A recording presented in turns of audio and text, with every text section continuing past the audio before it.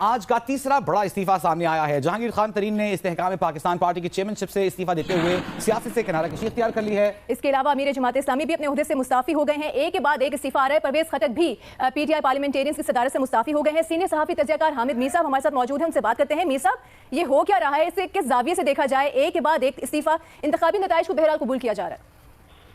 देखें, जो सिराजुल हक साहब का इस्तीफा है वो जरा मुख्तलिफ नौयत का है, और जो जहांगीर तरीन साहब और परवेज खटक साहब का जो इस्तीफा है वो जरा मुख्तलिफ नौयत का है।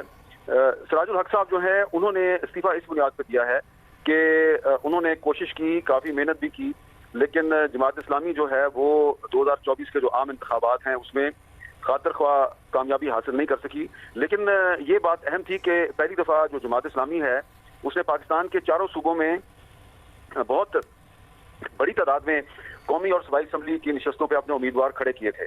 तो क्योंकि जमात इस्लामी ने बहुत बड़ी तादाद में उम्मीदवार खड़े किए थे और किसी पार्टी के साथ इत्तेहाद नहीं किया था, तो ये ख्याल था कि शायद जमात इस्लामी जो है वो कोई ब्रेक थ्रू करेगी, उसको 8-10 सीटें कौमी असम्बली में मिल जाएंगी, लेकिन वो नहीं मिल सकी और उसकी हिकमत अमली नाकाम हो गई। लिहाजा सिराजुल हक साहब ने इस्तीफा दे दिया है। लेकिन जहां तक जहांगीर खान तरीन साहब और परवेज खटक साहब के इस्तीफे का ताल्लुक है, तो इन दोनों में एक मुश्तरका बात यह है कि ये दोनों पहले पाकिस्तान तहरीक इंसाफ से वाबस्ता थे, और वो दोनों जो हैं वो पाकिस्तान तहरीक इंसाफ के जो बानी चेयरमैन हैं इमरान खान, उनके बहुत करीब थे, और दोनों ने तहरीक इंसाफ के अंदर से दो नई पार्टियां बनाई थी। जहांगीर तरीन साहब ने इस्तेहकाम पाकिस्तान पार्टी बनाई और परवेज खटक साहब ने पाकिस्तान तहरीक इंसाफ पार्लियामेंटेरियन बनाई, और फिर इन दोनों ने इत्तेहाद भी किए थे, एडजस्टमेंट्स भी की थी।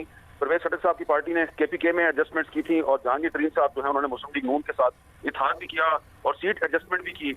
लेकिन ये दोनों जो हैं ये बहुत बुरी तरीके से अपनी सीटें भी हार गए, और इनकी पार्टी ने भी कोई बहुत बड़ा ब्रेक थ्रू नहीं किया। आईपीपी जो है वो चंद सीटें ही निकाल सकी, जबकि परवेज खटक साहब की पार्टी जो है वो मुकम्मल तौर पे खैबर पख्तूनख्वा में वाइप आउट हो गई है। तो हम ये कह सकते हैं कि जो सिराजुल हक साहब का इस्तीफा है वो सिर्फ उन्होंने पार्टी की सदारत छोड़ी है, और उसकी वजह यह है कि उन्होंने अपनी जो हिकमत अमली है उसकी नाकामी को तस्लीम किया है।